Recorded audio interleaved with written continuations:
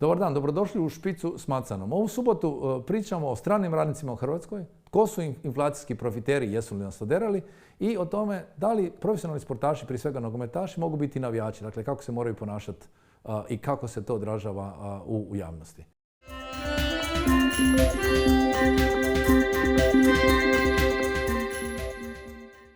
U Hrvatskoj trenutačno boravi i radi više od 100.000 stranih radnika, od kojih je samo 2022. novozaposleno gotovo 80.000. A ove se godine očekuje barem udvostručenje tog broja. Iako je kod većine građana još uvijek prisutna podrška stranim radnicima, Republika Hrvatska i dalje nema jasnu useljeničku strategiju. A Zakon o strancima nije prilagođen novonastaloj situaciji. Koja je budućnost stranih radnika u Hrvatskoj? Kako će se politika postaviti prema rastućim izazovima koji dolaze s povećanjem njihova broja? Te kako će to utjecati na Hrvate? U Špici s Macanom razgovaramo s Katarinom Peović, saborskom zastupnicom Radničke fronte, i Stjepanom Štercom, demografom. Dobrodošli. Dobrodošli. Hvala lijepa. Stjepane, Hrvati odlaze, stranci dolaze. Tu smo definitivno u minusu. Pa gledajte ovako, ja ću vam sad jedan podatak reći. Nećete vjerovati, pokojna akademkinja Alica Verheimer-Baletić je prije 50 godina u projekcijama najavljivala nedostatak radne snage u Hrvatskoj. Moram priznati da su još se smijali damo na faksu i tako dalje, ali te projekcije su jasne. I potpuno je bilo jasno, s obzirom na trendove i tako dalje, da će se to između ostalog dogoditi, a mi, nažalost, dakle, sve te procese demografske mirno promatramo, kao da se ništa ne događa. S tim da ću reći, dakle, sljedeće, da će demografska i migracijska problematika biti ključne strateške problematike buduće Europe, pa između ostalog i Hrvatske. Jel? I to se događa, naprosto nešto što između ostalog mi mirno promatramo. I s druge strane, sam si rekao, dakle, nema migracijske politike, nema strategije. Ja bih čak rekao, useljeničku politiku vode MUP i poslodavci i tako dalje, umjesto da se, dakle, prihvati racionalno, kako se zove, useljavanje potrebne radne snage, a naravno i stanovništva koje će sutra utjecati tako baš. Ali ko nam dolazi iz Stjepana? Dolaze single? Ko je? Pojedinci? Uglavnom, pa se doma, ne ostaju stalno? Za sad dolaze uglavnom pojedinci i tako dalje, međutim dio će tih ljudi ostati u Hrvatskoj, jel? I naravno sljedeći korak je onda spajanje obitelji. Ali između ostalog smo pročitali neki dan podatak da je 40% onih koji su između ostalog, dakle, ušli u Hrvatsku već napustilo Hrvatsku. Jel? Tako da oni kreću prema razvijenim zemljama i Hrvatska im je zapravo usputna stanica prema razvijenim zemljama Europe. Jel? To samo potvrđuje da mi, dakle, potpuno, dakle, iracionalno pristupamo tome i naprosto se događa stihijska migracija, što je zapravo nije dobro za nijednu zemlju. Ono kad je Merkelica pustila sve izbjeglice u Njemačku, onda je imala jasan zadatak, treba zaposliti ljude, u industriji Njemačkoj treba dati jeftinu radnu snagu, odnosno bilo je tu i vrlo kvalitetno obrazovanih stranca. Kod nas, uopće, da li se u politici uopće o tome razgovara, da li je uopće to tema? Pa da, veliki problem taj što zapravo, mislim, dolazak strane radne snage je velikim dijelom povezan sa željom poslodavaca koja se ostvaruje za snižavanje... Potrebno. Ne, pustite da objasnim. Znači, sa željom poslodavaca za snižavanjem cijene radne snage. Nije tu riječ o multikulturalnosti, naravno, nego željom da se spusti cijena radne snage. Nije radna snaga, ne dolazi samo u onim deficitarnim zanimanjima. Evo, mi smo tu situaciju imali sad nedavno sa dostavljačima digitalnih platformi gdje se jako puno ljudi naših želi s tim baviti, ali uvjeti rada su stvarno degradirali, cijena rada je pala i onda su digitalne platforme pokušale uvesti agregatore. Još uvijek se borimo da se ti agregatori izbace iz Zakona o radu kako bi oni bili njihovi poslodavci. A agregatori ne mogu biti poslodavci tih radnika zato što oni ne određuju cijenu rada, ne određuju ko će se u aplikaciju uključiti, isključiti i tako dalje, nego samo služe kao posrednici između digitalnih platformi i države, jer je u mnogim zemljama Europe došlo do tužbi gdje su digitalne platforme izgubile te tužbe kao prikriveni poslodavci.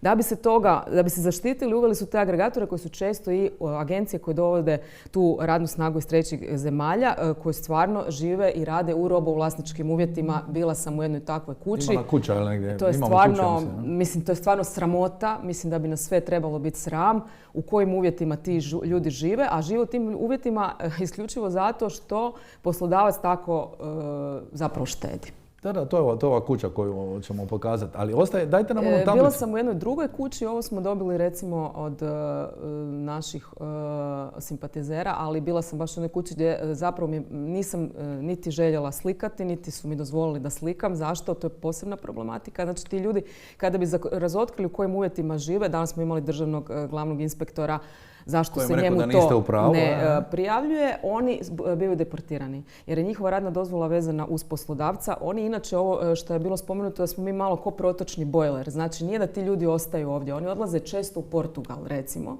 jer je tamo drugačija zapravo politika prema tim stranim radnicima. Uglavnom, kod nas ljudi ne mogu niti prijaviti ovakve situacije jer će biti deportirani. Ali su onda novi robovi, realno. To su stvarno i uistinu novi robovi. Ali ovdje gledamo.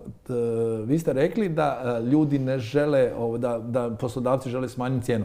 Ali pogledajte za 2022. Najviše je došlo ljudi u graditeljstvu. Dakle, ogromna količina radnika u graditeljstvu naši ne žele raditi. Ne, naravno da će ih biti najviše u graditeljstvu, ali se povećavaju brojevi i u drugim sektorima. A osim toga, znate, pitanje je graditeljstva, pa naši ljudi odlaze na građevinu u Njemačku. Tamo je 3 puta veća cijena rada. Pa naravno da će otići. Ali to razlog, znači naši odlaze za bolje plaćene poslove, pa na ova mjesta koja se ne mogu platiti dobro dolaze stihijski, ajmo reći, dovedeni komoži. To se uvijek događa zapravo u neuređenom sustavu, u neuređenoj državi i tako dalje. Osim toga, mi smo imali iskustva, mi smo imali tu gastarbajtersku fazu i tako dalje, gdje su naši također odlazili u Njemačku, uglavnom u građevinske firme i tako dalje. Isto tako stanovali u neprikladnim uvjetima i trebalo je otprilike negdje 10 godina da se oni uklope u to nekakvo društvo i da dignu nekakav svoj socijalni status u tom društvu.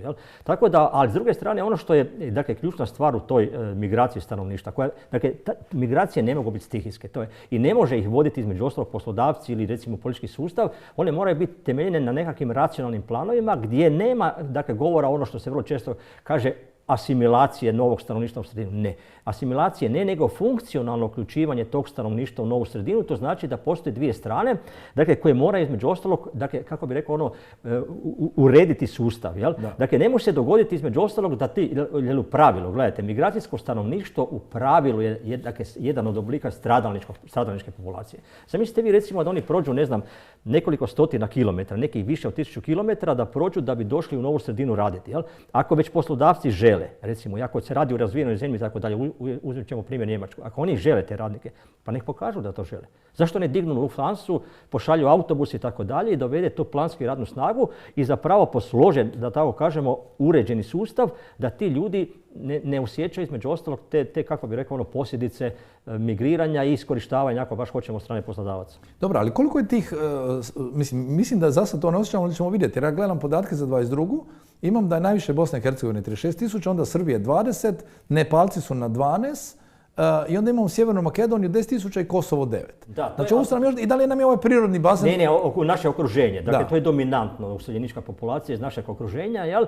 Zašto? Zato što između ostalog, dakle, ta populacija, ako baš hoćemo iz cijele Južne Europe, je idealna migracija za sve praktičke europske zemlje. Zašto? Zato što se to stanovništvo jednostavnije prilagođava načinu života. Ne onog multikulturalizmu i tako dalje, dakle, nego načinu života, jel? Jer na koncu, ako baš hoćemo, nemamo mi sad dakle, tu situaciju da se oni moraju prilagoditi, ne znam, politici, svjetonazoru, etničkoj pripadnosti i tako dalje. Oni se moraju samo prilagoditi funkcionalnom društvu, dakle, uređenom društvu, da između ostalog kroz tu funkcionalnost gdje postoje obaveze obje strane mogu podići nekakav svoj socijalni status u novim sredinama. Jel? A jesmo li tu možda promašili onu priliku kao kad se dogodilo s Ukrajinom? Dakle, nekam Poljska ih je primila, pa masovno zaposlila i koliko shvaćam puno drugih zemalja, kod nas je došao relativno mali broj. Uopće nismo se nešto kao potrudili i privući. Zato što mi nemamo tu, mi nemamo zapravo nemamo niti demografsku politiku, bogme nemamo ni migracijsku i tako dalje. Jeste vi vidjeli recimo migracijsku strategiju Republike Hrvatske? Nema je. Jel? Dakle, da ona postoji, onda bi se između ostalog kroz poticajne modele usmjerilo prema toj populaciji. Jer nije dovoljno reći dođite vi k nama, jel? Nego to moraju biti razvijeni poticajni modeli da oni svi koji ulaze u Hrvatsku znaju između ostalog da ulaze u nekakav uređeni sustav, pa ako baš hoćemo novi način života koji im je kvalitetniji od njegovog dosadašnjeg. Mi se teško nosimo s tim sustavom. Dakle, Katarina, vi ste rekli dođe čovjek i plaća ga se jeftino, ali ajmo reći možda u građevini, u dostavi ćemo se složiti. Ali kad dođeš u turizam i tražiš onog dobrog konobara, on njemu moraju dati slobodne dane, moraju mu dati smještaj, moraju mu dati, ima 3 obroka dnevno, znači mora ga zbilja držati i ljudi mi kažu da su zadovoljni baš s radom.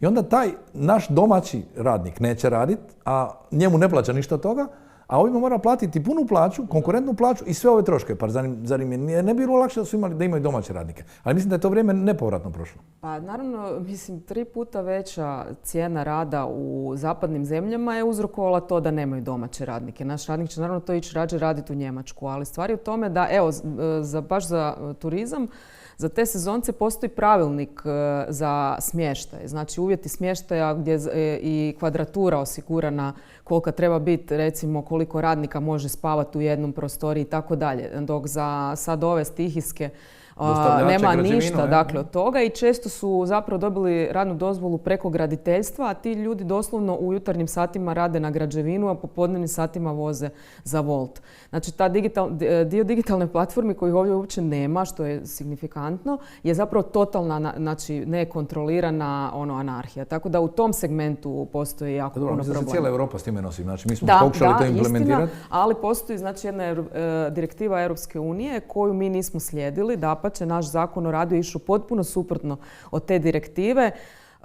Da se pogoduje zapravo Woltu i digitalnim platformama. To nema nigdje u Europi. Znači da smo mi u Zakon o radu ubacili te agregatore, znači te posredničke firme na koje se u potpunosti prebacuje odgovornost, jer je već samo postojanje digitalnih platformi na razini Europe problematično jer se njih optužuje da su prikriveno zapošljavali.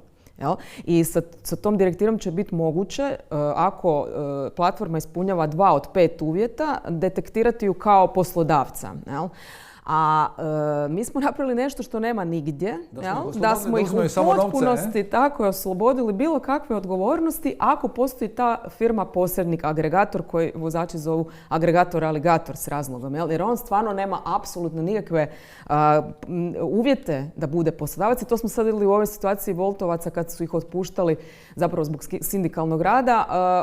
Nema nikakvog, mislim, on se mora javiti svom agregatoru. Agregator nema apsolutno nikakvih ovlasti da bi on vratio čovjek kako bi htio na platformu. Znači oni nemaju stvar nikakva radnička prava. Dakle, kako ih oni zapošljaju? Kako im isplaćuju taj novac? Oni nisu stalno zaposleni kod agregatora? Oni su, nažalost, to je pučka pravobraniteljica upozorila još 2021. godine, često zaposleni na tim fiktivnim ugovorima o radu gdje se isplati minimalni iznos na račun, a ostalo na ruke, ali oni u principu su imali mogućnost da se zapošljavaju direktno preko za platformu ili kao samozaposleni, da bi nakon što je taj zakon o radu izglasan u Saboru, a nastupit će 2024. u onom dijelu za digitalne platforme donijele odluku da se samo preko agregatora može zapošljavati radnik. Jer maknuće svu odgovornost od sebe. Tako je, maknuće svu odgovornost da bi radnici ipak s tim nekoliko prosvjeda uspjeli tu odluku vratiti na početak, odnosno digitalne platforme su odustali. To morate mijenjati u Saboru. Dakle, znači, ovo je jedna totalno siva zona, ali mislim da je u ugostiteljstvu je riješeno. Znači, ugostiteljstvo je dosta... Ipak tamo postoje neka pravila, ovdje stvarno sve potpuno neregulirano i s tim zakonom zapravo je još pogoršani uvjeti rada digitalnih platformi, ali ćemo mi, znači, u 6. mjesecu 20. ili 21. je Radnička fronta uputila u proceduru izmjene i dopune Zakona o radu, gdje nam je oporba dala potpise da je uvrstimo na dnevni red, tako da ćemo konačno u Saboru raspravljati o tome. Nažalost, HDZ će to naravno opet vjerojatno odbiti, ali se nadamo da će barem poslušati naše argumente pa nek donesu svoj prijedlog koji ćemo mi naravno prihvatiti. Radnici preko novog sindikata pokušavaju s vladom pregovarati da im objasne zapravo o čemu se radi. Vlada govori o nekoj aplikaciji, ako se sjećate, gdje će oni to sve regulirati, ali ta aplikacija apsolutno neće riješiti ovaj problem. Neće. Oni moraju imati sva prava kao svi drugi, inače drugačije neće. Moramo spomenuti ovo, gledajte. Dakle, najveći dio tih radnika ulazi u Hrvatsku preko agencija. Jel? To je model takozvanih izaslanih radnika koji je između ostalog bio testiran u Njemačkoj u onom ranijem razdoblju. Jel? I da te agencije između ostalog naplaćuju svoje usluge tako da oni dio svoje zarade između ostalog ostavljaju tim agencijama. Procjenjuje se negdje sam pročitao da ima negdje oko 450 tih agencija koje sad bave se uvozom stranih radnika i tako dalje. Dakle, to je apsolutno totalna anarhija. Jel? I ne znam po kojoj logici između ostalog, dakle oni tretiraju u principu dakle migrante, odnosno izaslane te radnike kao robu. Jel? Oni između ostalog i naplaćuju i tako dalje. Zato ja kažem... 10.000 eura, pardon, znači do 10.000 eura oni naplaćuju radnicima da bi došli. Dolazak. Razumijete? Tako da je to, ali to samo pokazuje između ostalog da mi iracionalno pristupamo tome. Jel? Dakle, to je još jedan od dokaza gdje gotovo nema ozbiljnijeg pristupa, dakle, toj problematici. Ali ona između ostalog nije samo vezana za radni odnos, nego je u budućnosti vezana između ostalog i za demografsku problematiku. Pa ne samo za demografsku, Stjepan, ali ti misliš da je Hrvatska sigurna zemlja jer jednostavno su živjeli tu nekakvi ljudi koji su naučeni, formirani, oblikovani tu. Mi svugdje gdje odemo van, kad nas uvijek upozoravaju, pazite, opljačkat će vas neko, skinut će vam torbicu u Barceloni negdje, to su uvijek ovi prodavači iz Afrike. Je li nam prijeti ta mogućnost da nećemo, imamo sad titulu da smo jedna od najsigurnijih zemalja, hoćemo li ostati izgubiti, dakle, tu sigurnost, a osim toga, dakle, današnja vrijednost u novom društvu je osjećaj slobode u prostoru i vremenu, koji još uvijek postoji u Hrvatskoj i tako dalje. Dakle, naravno da je to mogućnost da se to između ostalog izgubi, ali šta je to između? Dakle, mi prije svega moramo prihvatiti činjenicu, dakle, nema slobodnih migracija. Kad bi bile slobodne migracije, u prostoru bi nastala totalna anarhija. S obzirom na potencijal migracijski, sad Sjeverne Afrike i tako dalje, gdje je pomaknuto negdje između ostalog procjene, možda između 70 i 100 milijuna ljudi i sad iz mjesta svojih prebivališta, to je potencijal migracijski prema sjeverno od Mediterana, to je jasno. Jel? Prema tome mora postojati, dakle ja bih čak rekao definirati obaveze obje strane, i onih, dakle, koji zovu i oni koji dolaze, naprosto definirati obaveze prema, da tako kažemo, načinu života, pogotovo načinu života u radnom dijelu dana. Dobro, ali Katarina, ali se može početi i zloupotrebljavati? Da jednostavno desnica krajnja kaže što vi radite, da počnu napadati s ovoj ksenofobne strane, dakle da nećemo crnce, nećemo ljude koji su drugi vjere, nećemo... Pa već su počeli. Mislim, ako slušate retoriku tih desnih stranaka u Saboru, pogotovo suverenista, oni su već počeli. Znači, izvuku jedan jedini slučaj koji je bio gdje su se Nepalci međusobno potukli i taj slučaj potenciraju, a desetke drugih slučaja za koje mi svi znamo, naravno, gdje su napadnuti upravo ti radnici iz Nepala najčešće, iz Indije. Imali smo onaj slučaj na Indeksu je objavljeno, znači video tog Indijca kojeg je napao onaj fašist. To ne spominju. I mislim, ta problematika kod njih isključivo ide na onu melodramatsku retoriku, uzet će nam poslove, njih treba držati izvan Hrvatske i tako dalje. Mislim, potpuno nerazumijevanje tematike. Ali bez tih ljudi mi ne možemo preživjeti. Ne, naravno, ali ima jedna zakonitost. Pazite, temeljna zakonitost u migriranju stanovništva je kad dolaziš u novu sredinu, izvoli se prilagoditi načinu života nove sredine. To je temeljna zakonitost u migriranju stanovništva. Jel? I čak bih ja rekao, moraju se definirati između ostalog obaveze. Mi smo imali taj primjer i u Njemačkoj. Jel? Imate, dakle, ulazak stranih radnika u Njemačku je bio poprilično brojan i tako dalje. I nakon 20-30 godina ta populacija se nije prilagodila novoj sredini, nego imamo geta, recimo u nekim gradovima, gdje praktički ne može ući policija i tako dalje. Tako da tu postoje, tako da postoji tu i druga strana koja se ne može između ostalog negirati, nego ići samo politički na jednu varijantu i tako dalje. Dakle, zakonitost migriranja prilagoditi se novoj sredini. Rekao sam, ponovit ću 100 puta, ne religiji, ne ovom, nego funkcionalno uključivanje i tako dalje i prihvatiti način života nove sredine, pogotovo u radnom dijelu dana. To je temelj. Jel?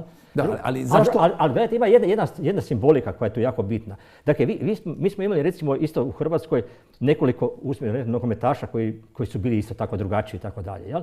Ok, svaki od tih, dakle, kad je on stavio, ne znam, zastavu Hrvatsku ili recimo kad neko nosi u rukama hrvatsku zastavu i tako dalje, dakle, nikad se nije dogodilo između ostalog, dakle, neki od tih između ostalog, dakle, sukoba i tako dalje.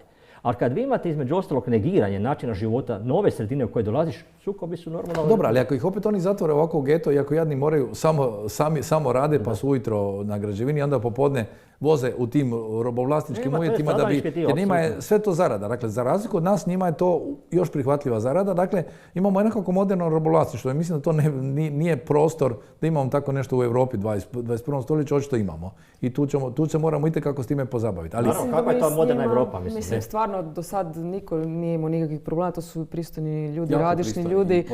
Naši poslodavci ih izuzetno iskorištavaju, eksploatiraju stvarno i jedino što poručuju našima da bi trebali biti tako kao i oni, jer oni stvarno rade nevjerojatno puno više sati. Ali oni su radili tako našim, ali su tako radili našim godinama i rekli su ima ko će. Ali to je čisto dresiranje radništva. Oni dresiraju radništvo da rade za manje novaca, više sati, mimo svih zakona i tako dalje. To je, mislim, mi se tome trebamo oduprijeti i trebamo se oduprijeti svi zajedno. Nažalost, nepalski, indijski radnici i filipinski, oni se toliko boje da kad svi s njima uđete u kontakt, oni nemaju stvarno tu hrabrost da uopće javno se protestiraju protestira ili da se bune protiv toga. toga. Filipinci, ja mislim da oni baš imaju jednu dozvolu i onda ih se ta dozvola može povući ako je neko se prigovori. Oni su svi zapravo stvarno u ucijenjenoj situaciji da im je dozvola vezana uz poslodavca. Ako bilo šta kažeš, oni će biti deportirani. Mene ti radnici, evo kojeg sam kontaktirala, koji je doživio taj fašistički napad, često mole da im nađem bolji posao. Jer oni ne mogu više živjeti i raditi to u tim uvjetima. Ali mislim da ti ljudi u budućnosti se moraju organizirati sindikalno i mora im se pomoći. Bilo bi jako dobro da se integriraju na način da imaju mogućnost učenja jezika. Jer Nepalci vam ne znaju niti engleski dobro. Znači oni imaju jako velikih problema. Ali to je vezano za ovu politiku. Dakle, što radimo je funkcije, kako ćemo ih uključiti? Što im nudimo uopće? Ne? Ali s druge strane, pazite, između ostalog, pa ja moram priznati da ja čak nisam registrirao dakle, nekakvu obimnu deportaciju ljudi. Zato što se ne bune, mislim. Ali nije bilo, pa mi nismo, bilo bi u javnosti i tako dalje, da ja ne znam da li je uopće neko deportiran. Ali pazite, znači sad... Mi ne znamo kad njih deportiraju, mi ne znamo. Niti to ne znam, ali ova situacija gdje sam bila u toj kući gdje imate stalaktite gljivica sa stropa, spavaju na podu, nema prozora, nisu imali cijelu zimu, gore jednu peć imaju na kojoj se griju zadnju godinu dana iz prošlog stoljeća. Oni se boje uopće da se slika, da se da državnom inspektoratu tu situacija, jer njihov poslodavac će njih jednostavno... Ali to je pravi robovlasnik. To je stvarno, ali mi smo to omogućili svojim zakonima. Znači u Portugalu imate da taj radnik može se zaposliti kod drugog. On nije vezan uz, njegova dozvola nije vezana uz poslodavca. Bitno je da je registriran i on može samostalno ići. A naš državni inspektorat, pa on bi nakon godinu dana morao pitati pa di je taj radnik. Vi imate situacije, nakon godinu dana nije produžio radnu dozvolu, nema ga. Ali mi ove godine imamo problem da ne stignemo izdavati dozvolu koliko i treba. Znači izdano je preko 55.000, treba će oko 180. Oni se sad samo intenzivno bave izdavanjem dozvola. Posljedicama tih dozvola ništa. Stjepane, što je ovaj travanj donio najmanje rođenih beba od potkaj Hrvatske? Da, u povijesti. Ima još jedan gori podatak koji je nevjerojatan, na koji svaki racionalan bi trebao zapravo se zamisliti. A to je da smo mi u zadnje 4 godine i 3 mjeseca ove godine izgubili nevjerojatnih 93.000 ljudi prirodnim putem samo. To znači više umrlih nego rođenih. Koliko? Preko 93.000. Ali koliko vremena? 4 godine i 3 mjeseca. Dakle, to je To je bila i korona i sve gore? Da, izgubljeno je više od 2 Ličko-senjske županije. I sad kad vi imate jedan takav nestanak populacije u prostoru, naravno da vi imate, i gubitak funkcija tog prostora, da imate nedostatak radne snage, da imate čitav niz zapravo posljedica, dakle takvih trendova koje smo mi godinama mirno promatrali. Ne samo mi, nego je to promatrala cijela Europa. S druge strane, ja mislim da će se morati Europa vratiti, dakle, klasičnoj paradigmi. Osim toga, ne znam, kad sam bio zadnji put na nekom kongresu, znanstvenom skupu ekonomista, ja im postavljam pitanje, dobro, kako je moguće da planirate sve investicije, profit, materijalni, dakle, ove poslovanja, sve planirate, a ne planirate ključni faktor svake djelatnosti, to je ljudska populacija.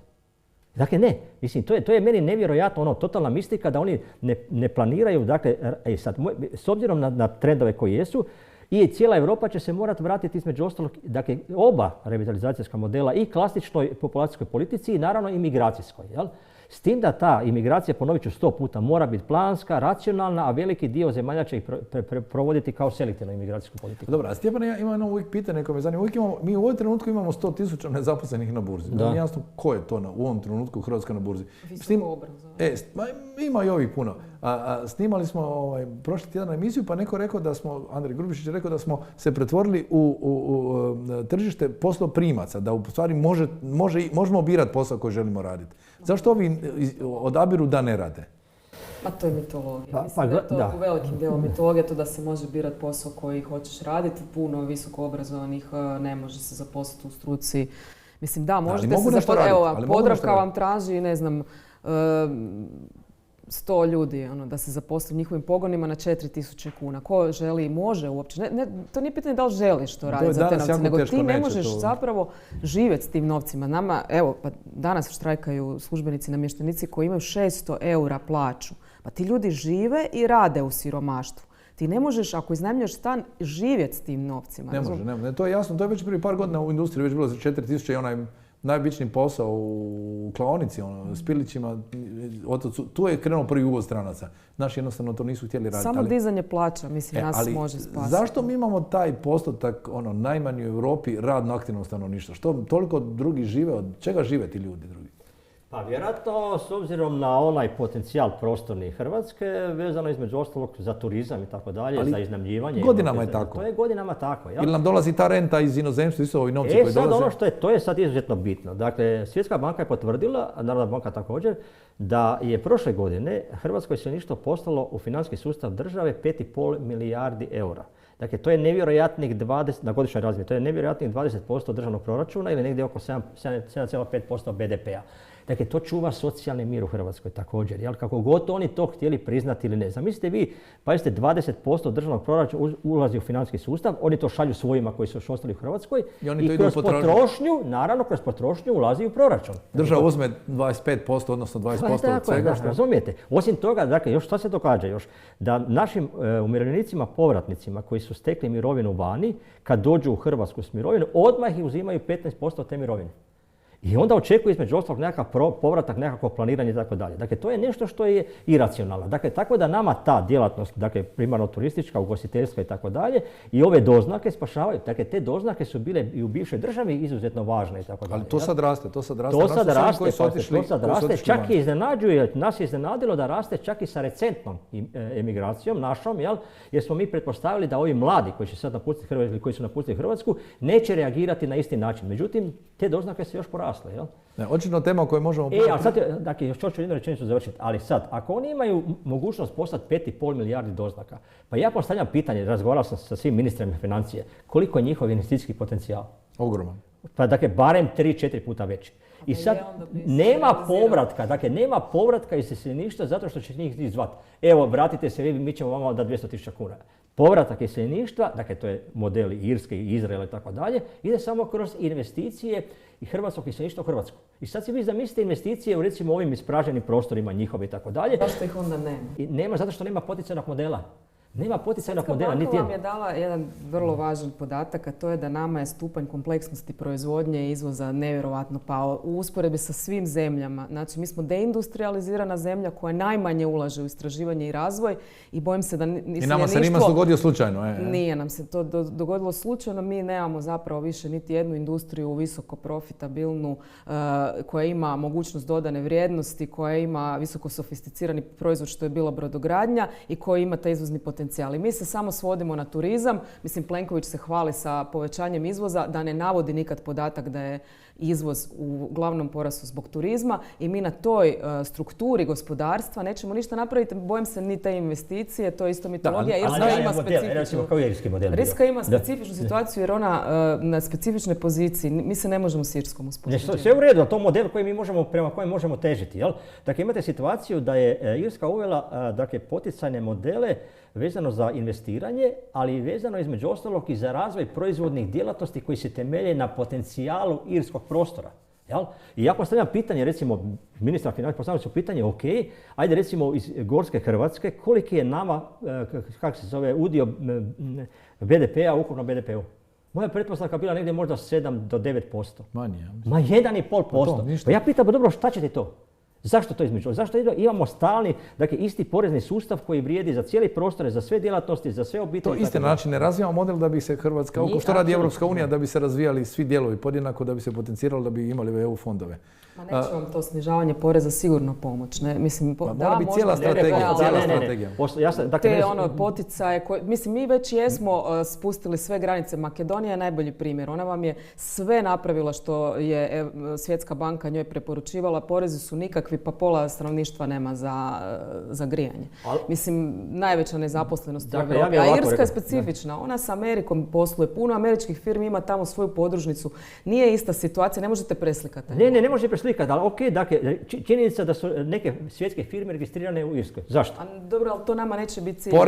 Poreza? Pa znate li koliko mi imamo firmi u vlasništvu recimo Hrvatskog iseljeništva. Porez vam najveći u Danskoj i Nizozemskoj. Ali oni su otišli namjerno da u Irsku ove velike Microsoft, to je sve američke firme jer je najniži porez bio.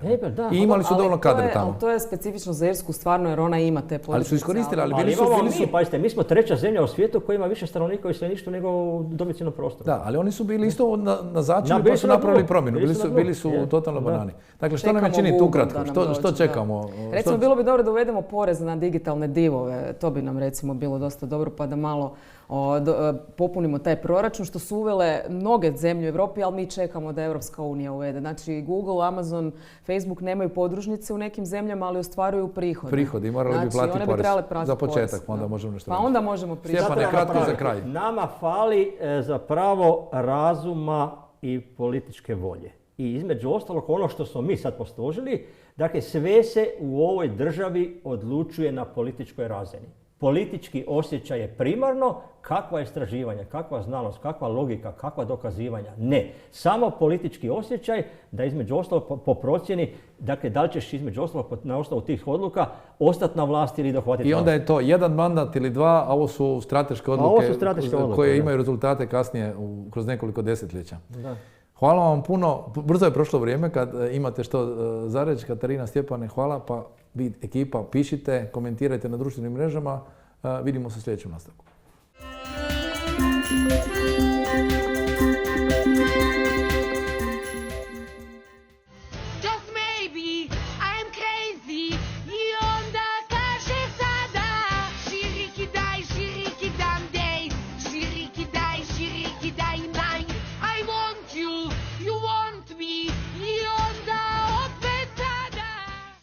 Hrvatska je jedna od najsiromašnijih članica Europske unije, s visokim udjelom troškova za hranu i piće u ukupnim troškovima kućanstva, na dnu po potrošačkoj moći.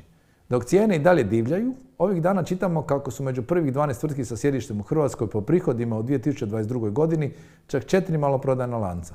7 tvrtki iz energetskog sektora, među njima INA i HEP proizvodnja, te jedna iz telekomunikacija, HT. Po dobiti je INA prva, a slijede je Zagrebačka, Privredna i Erste banka. Doznamenkasti rast prihoda bilježe farmaceutske kompanije.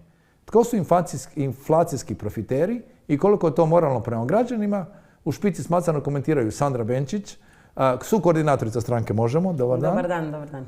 Ivan Gađe, partner Kaizen instituta, globalne konzultantske firme koja se bavi produktivnosti i operativnom izvrsnosti. Dobrodošli, Ivane. Hvala. Znači, vidjeli smo ove podatke. U principu, kad se pogleda nekako rasli su do 24% ukupno kad se zbroje 24%, znači više od inflacije su rasli prihodi kompanija, dobiti ne toliko, to ćemo malo komentirati detaljnije.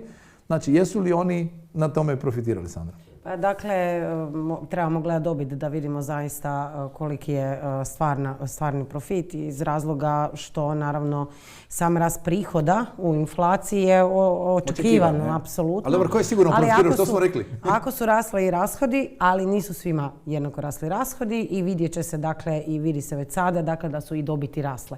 Profitirali su sigurno ono što možemo vidjeti, dakle, među prvih 20 profitirale su energetske kompanije, to je 1/1. Profitirali su i maloprodajni lanci, ne svi do duše, ali ipak se vidi značajan rast prihoda i rast dobiti kod nekih, tako da i naravno banke kod kojih čak i uz nešto niži rast prihoda dobiti jesu rasle, baš sam gledala za određene banke. Ali najviše profitirala država, realno? Na kraju u inflaciji uvijek najviše profitira država, posebno država koja ima porezni sustav baziran na takozvanoj potrošnoj metodi gdje vam je PDV glavni izvor proračunskih prihoda. Dakle, više od 60 i nešto % proračunskih prihoda dolazi iz PDV-a. Ja?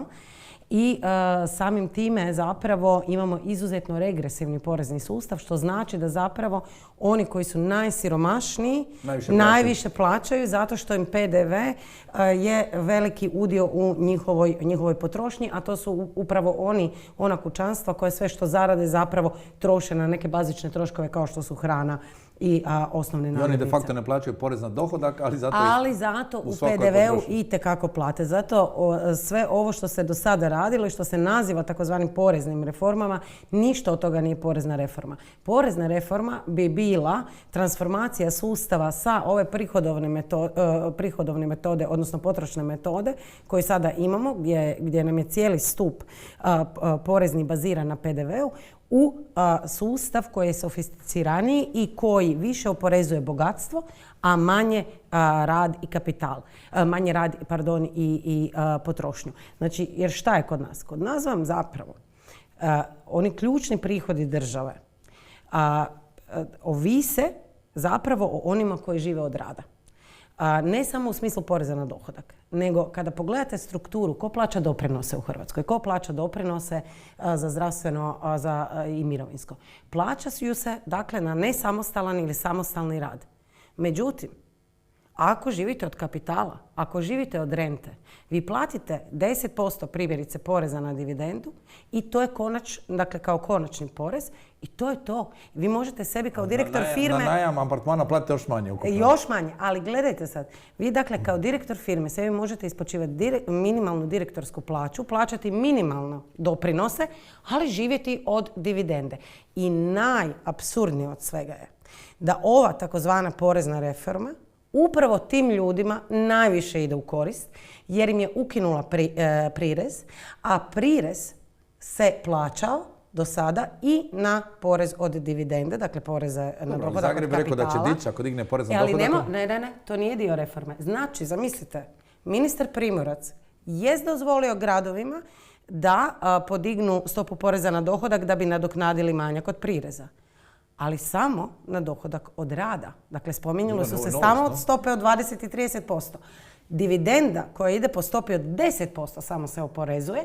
Sada se skinuo prirez, a mi kod ministra Primorca i u onoj prezentaciji nismo vidjeli niti riječ o tome da će jedinice lokalne samouprave moći i na to i na prihod od rente, od rentijerstva, moći također dići stope poreza na dohodak od kapitala od imovine. Već kad smo Ivane tu kod PDV-a, dakle ovdje imamo jedan od najvećih PDV-a u Europi. Ja ću ovako reći, s obzirom da ja dolazim iz svijeta poduzetništva, ja ću reći načelno meni je svaki porez, što niži porez, mislim da je za svakoga dobro. Tu mislim i na potrošače, mislim i na poduzetnike. Samo možda kratko da se osvrnem na ovo pitanje vezano za top 12 kompanija koje su rasle prošle godine. Nije to ništa specifično za Hrvatsku. Znači ono što je bitno, to što se dogodilo u cijelom svijetu, taj efekt se toga prelio u Hrvatsku. Ono što je možda pojačalo neke efekte u Hrvatskoj je ta činjenica da je udio troškova hrane i pića, odnosno i energije u udjelu u hrvatskom u budžetu hrvatskog kućanstva više nego što je u zapadnoeuropskim zemljama i onda su ti efekti možda izraženi. Hrana najveći. Dobro, ali u pravilu je hrana uvijek i veći od energije i od transporta, ali relativno gledajući je. Ono što je možda isto važno tu reći da je ono što je zanimljivo da kad gledate najveće svjetske kompanije i tu se događaju određene promjene, znači još uvijek tom listom dominira Walmart kao najveća kompanija. Ono što je zanimljivo, zadnjih par godina pojavljuje se Amazon. Dakle, govorim, to je isto vrlo važno za razumjeti u kontekstu ove konkurentnosti unutar trgovine i robe široke potrošnje. Govorim Amazon u onom dijelu kojim se on bavi retailom. Jel? I onda ono što je zanimljivo, imate opet energetske kompanije koje se vraćaju na veliku scenu zbog svih poremećaja koji su se dogodili u svjetskoj ekonomiji. U stvari su jedan od glavnih uzročnika krize. Sad, što se tiče porezne politike, dakle ja ću ponoviti, svako porezno rasterećenje po meni je dobro rasterećenje. Ono što je činjenica kad pogledate strukturu poreznih prihoda u Hrvatskoj, da su ti indirektni porezi prvenstveno PDV, znači gdje su u stvari nositelj tog poreza je potrošač. Dakle, vi ako niste kupili nešto danas u dućanu, nećete platiti taj PDV, iako ga plaćaju poduzetnici. Drugim riječima, Hrvatska u tom dijelu ima i visoke nominalne stope PDV-a, znači nakon Švedske smo drugi, znači Mađarska je prva, Švedska i Hrvatska su druge u tom dijelu, tako je. Međutim, ono što je isto tako važno reći da je kao postotak od bruto društvenog proizvoda Hrvatska ima najveći prihod po osnovi PDV-a. Sad, tako da istina, znači ima novaca. Znači, ove godine ima novaca. Rekao ovako, ja bih rekao da ono što se pokazalo zadnjih 7-8 godina u kontekstu promjena u smislu rasta gospodarstva i u stvari se pokazalo, iako ukupno porezno opterećenje nije značajno smanjeno, ali su se promijenili, dakle, promijenjene su određene stope i to je pozitivno utjecalo na gospodarstvo. Tako da ja apeliram da svako porezno, dakle ja smatram da je svako porezno rasterećenje dobro. Mislim da je što je porezni sustav jednostavniji, da je time i lakše njime upravljati. Mogu se složiti u ovom dijelu i što je gospođa Benčić rekla da različito oporezivanje ili različiti porezni tretman rada, kapitala. To je subvencija. Ja sam za to da to bude jednako. Znači, drugim riječima, zašto ljudi ne razvijati poduzetnike? Znam da za to treba i malo financijske pismenosti, i malo poduzetničkog obrazovanja i tako dalje. Ne mislim da je to nešto što se može dogoditi brzo i preko noći, ali mislim da sigurno ima puno, ja bih rekao, ima puno materijala oko kojeg bi se dalo raditi u smjeru smanjivanja poreznog opterećenja. Ali imali smo te pokušaje da se smanji taj PDV upravo na one najključne proizvode, na hranu i ostalo, pa se pokazalo da se cijene nisu smanjile. Mislim, oboje mi recite zašto se to događa. Znači, zašto se taj, ajmo reći, odricanje države na kraju ne prelije da su neke cijene bile povoljnije? Što vi? Pa evo, ja mogu odmah reći. Dakle, nedavno se premijer žalio kao da on nema ništa s tim. Na to da evo oni su smanjili stope PDV-a, ali trgovački lanci nisu snižavali cijene. Pa on i njegova vlada su izravno za to odgovorni. Jer kada vi snizujete, to je bilo veliko smanjenje na stopu od 5%, sa 25 na stopu od 5% za određene proizvode i oni ne pojeftine, što to znači? Znači da nemate konkurencije na tržištu. Jer da ima konkurencije na tržištu i da su zaista u međusobnom natjecanju, oni bi se natjecali ko će više privući. Upravo smo to pričali prije emisije. Dakle, to nema. Dakle, mi nemamo tržište u onom dijelu gdje bi ga zaista trebali imati, a to je primjerice upravo trgovina prehrambenim proizvodima i to se sada jasno vidjelo. Dakle, nemoguće je dakle reći da je vlada tu ne može ništa i kao da nema ništa s tim. Imate Agenciju za zaštitu tržišnog natjecanja, bavili se tim pitanjem, bavili se tom činjenicom da li se dogovara o cijenama. Istu situaciju imamo s bankama, istu situaciju imamo sa telekomima. Vi zapravo vidite uvjete cijene i kada ih usporedite, razlike su zapravo izuzetno male. I ja razumijem zašto. Jer pazite, kada vama dođe neki veliki međunarodni koncern, neka velika kompanija, primjerice Njemačka u telekomima ili... Dakle, hrvatsko tržište je njima, mislim, jedan njemački grad, da se razumijemo. Dakle, tu vi imate ovdje 3,8 milijuna ljudi, od kojih vam je maltene trećina. Dakle, maltene trećina stanovništvo starije od 65 godina ili tu negdje, dakle, i slabe kupovne moći. I njima zapravo je evidentno... Ali plaćamo skuplje nego u Njemačkoj. Tako je. Ali zašto? Zato što oni međusobno se ne bore za kupce, jer se ni ne more. Dakle, evidentno je da ili postoje dogovor ili postoji takvo tržišno ponašanje, odnosno netržišno ponašanje tih lanaca, jer smo im ili premali ili zato što regulativa i nedjelovanje institucija poput Agencije za zaštitu tržišnog natjecanja to dozvoljava. I to se godinama dozvoljava. Ivane, ja dolazim iz stvarnog života. Pričali smo prije emisije. Ja dolazim ja mislim da je hrvatsko tržište jedno od najkonkurentnijih tržišta u Europi. Znači ti si bio u Konzumu? Jesam. Osim toga ja sam proveo i 8 godina u najvećoj svjetskoj istraživačkoj agenciji koja se bavi trgovinom i Hrvatska je zaista jedno od najkonkurentnijih tržišta. Hrvatska je prošla, ne zato da bi oponirao, ja ću probati stvarno dati argumente, ja tu nemam razloga. Ja bi se prije složiti sa Sandrom u dojmu, baš smo zato htjeli čuti.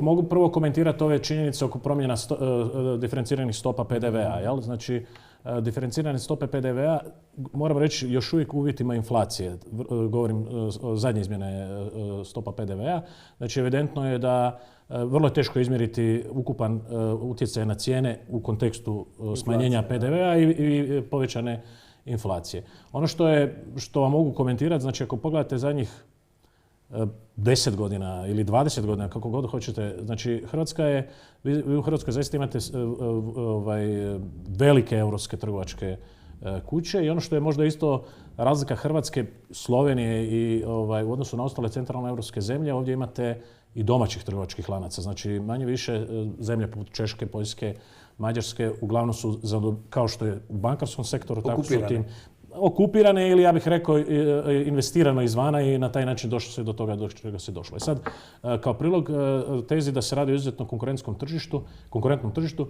znači recimo primjećeno je u zadnjih nekoliko godina kako se promijenila struktura ponude trgovačkih lanaca jer su pojavili, dakle nekada je neprehrana 2, znači kad kažem neprehrana 2 to je sve ono što nije kozmetika, dakle to je nekakav tekstil ili nekakvi auto oprema i tako dalje.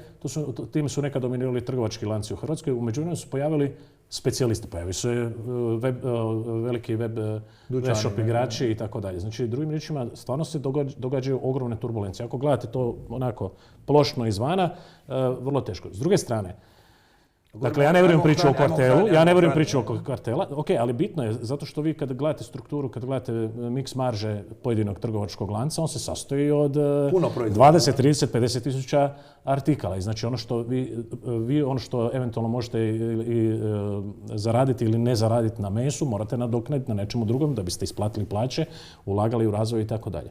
Hrvatska ima vrlo čvrst regulatorni okvir u kontekstu zakona o zaštiti nepoštenih trgovačkih praksi. Moram reći da Agencija za zaštitu tržišnog natjecanja u Hrvatskoj, dakle propisana kazna nije nešto specifično za Hrvatsku, odnosi se na sve zemlje Europske unije, 10% prihoda. Ja mislim da niti jedan, komentiramo da trgovački lanci imaju visoke razine prihoda, što nije specifično Hrvatske, to je svugdje u svijetu da trgovci hranom dominiraju u nacionalnim ekonomijama, pa niko se ne bi... S tim da imate i taj institut pokajnika. Znači, vi se možete kao trgovački lanac prijaviti kao pokajnik i raskrinkati trgovačku praksu i bit ćete abolirani za to što bi eventualno bili sankcionirani. Jel? Nemamo takvu... Međutim, nema toga. Zato vam i hoću reći. Nešto je bilo, nije minimalno, ali... Nema, pazite, znači radi se ili o sporazumu ili o usklađenom djelovanju, ali pretpostavljam da aludirate na usklađeno djelovanje. Usklađeno djelovanje, pogledajte koliko se otvara trgovina. Imate trgovački lanac koji je ušao prije 3 godine u Hrvatskoj. Znači, on mora nekome uzeti taj prihod na te kupce. Taj neki diskontar najveći. Hoću reći, vi imate zaista intenzivnu konkurenciju, tako da mi se čini jako nategnuta konstrukcija o tome da ljudi usklađeno djeluju, zvuči mi gotovo nevjerojatno, dakle, poznajući kako trgovina funkcionira. Ono što mi se čini da je danas, da je Hrvatska zaista tržište radnika i tržište potrošača. Tržište radnika u kontekstu da nedostaje ljudi, znači možemo sad pričati o tome kako to danas izgleda, ali govorim u suštini priče svi se bore sa nedostatkom ljudi, da li to rade na pravi način, ispravan ili neispravan način, možemo o tome komentirati, a s druge strane Hrvatska je tržište potrošača. Sjetite se samo prije da su ljudi išli u susjedne zemlje, ne moramo uzimati sad BiH, puno manje mjere nego se nekad išlo. Puno manje se išlo. Pa ministar Beroš, njega su našli u šopingu u Brežicama, pa idu, dakle iz ovog područja idu kupovati u Sloveniju.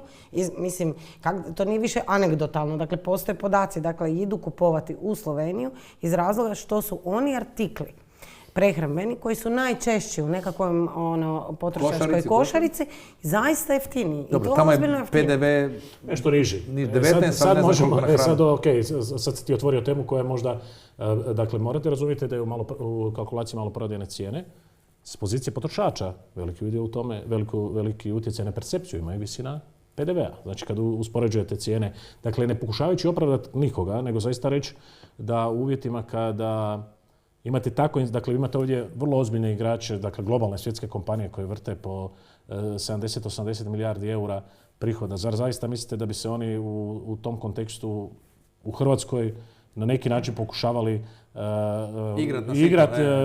Mislim da je... Dajte nam reći, mislim evo, recimo sad prihvaćamo taj argument, ne? A evo sad mene zbilja zanima, ne da oponiram, nego me zbilja zanima koje je onda objašnjenje? Zašto je u Hrvatskoj, dakle u svim zemljama Europske unije, najveći udio u inflaciji imaju cijene energenata. U Hrvatskoj hrane i pića. Dakle, već od negdje jeseni prošle godine, čini mi se, hrana i piće su daleko prešišale, imaju veći udio u stopi inflacije od energenata. Pa i mislim, znamo kakve su nam cijene hrane, možemo usporediti sa drugim zemljama, idemo, vidimo i tako dalje. Evo, mene zanima pa koji je onda razlog? Dakle, ako jest to tako, ako imamo jaku konkurenciju, ako sve to stoji, i snizili smo stope PDV-a na neke proizvode. Koji je razlog da nisu cijene padale? Znači ovako, ja mogu sad komentirati to u kontekstu kalkulacije kako funkcionira to u stvarnom biznisu. Ja ne govorim u kontekstu trgovačkog lanca, odnosno poduzetnika koji... Znači najveći udio troškova unutar trgovačkog lanca je trošak nabave prodane robe.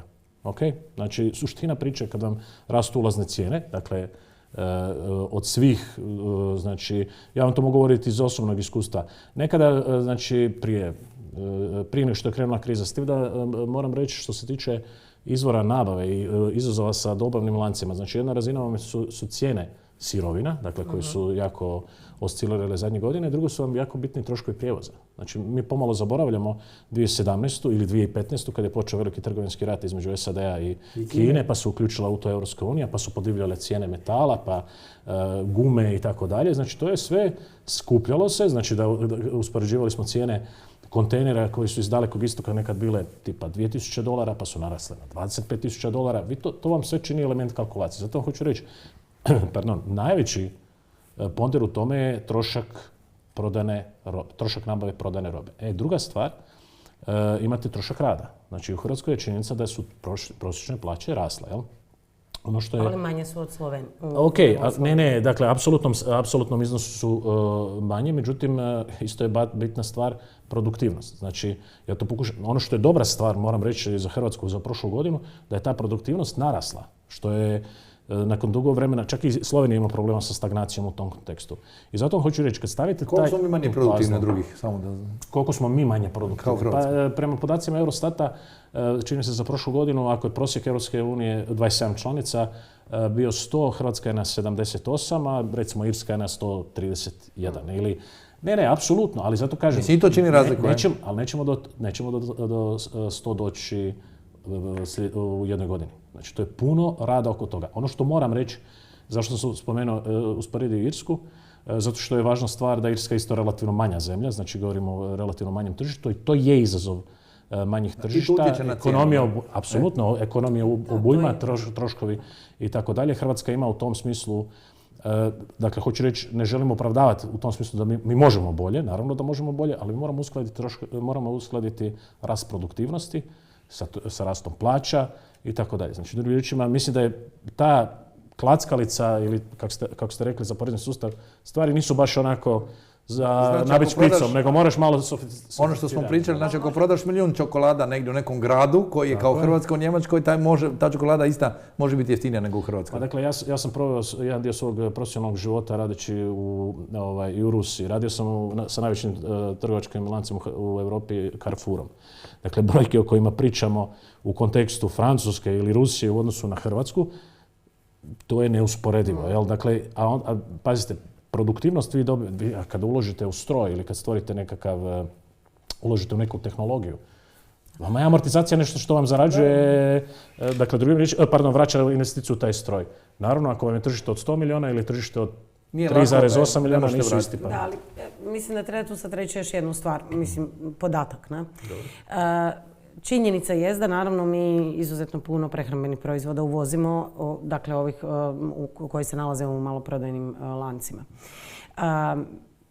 Ali kada pogledamo koliko je recimo rasla cijena domaćih poljoprivrednih proizvoda, prehrambenih, ali poljoprivrednih, i usporedimo sa stopom kolika je rasla cijena tih artikala, a imate te podatke, Eurostat, dakle ima jedne i druge i skuplja po zemljama, koliko je rasla u samim lancima, onda vidite značajnu razliku. Dakle, ipak postoji ta razlika. Znači, proizvođačke cijene poljoprivrednika nisu rasle? Isto su rasle, ali nisu rasle toliko. Dakle, i u različitim, naravno, segmentima, odnosno vrstama poljoprivredne proizvodnje su različito rasle.